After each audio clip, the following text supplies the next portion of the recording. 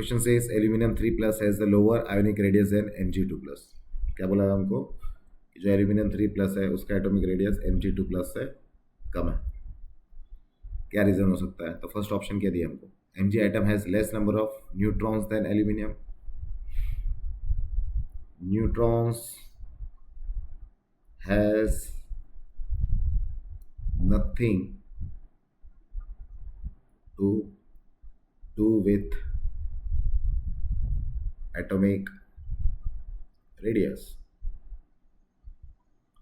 Neutron का atomic radius से कोई लेना देना ही नहीं है। लेना देना किसका है? प्रोटॉन का है, और जेड इफेक्टिव का है, स्क्रीनिंग इफेक्ट का है, इन सब का लेना देना है आपस में साइज को लेके। न्यूट्रॉन का कोई लेना देना नहीं है। ये ऑप्शन रूल्ड आउट। बात करते बी की, aluminium 3+ has the highest nuclear charge than the Mg2+। बात सही है। जेड इफेक्टिव क्या होता है?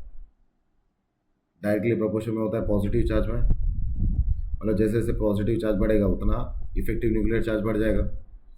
तो बी हमारा यहाँ पे क्या हो जाएगा? करेक्ट ऑप्शन हो जाएगा। एक बार पढ़ लेते हैं और आगे। There electronegativity are different.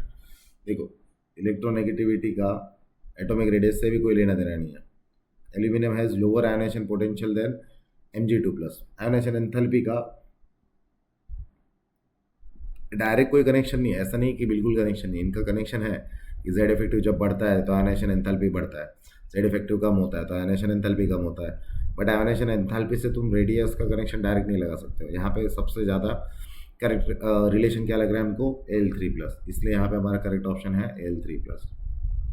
Main reason क्या है कि जितना पॉजिटिव चार्ज बढ़ा उतने इलेक्ट्रॉन उसने लॉस किए, जितने इलेक्ट्रॉन लॉस हुए उतना ही उसका इफेक्टिव न्यूक्लियर चार्ज बढ़ जाता है। ठीक है।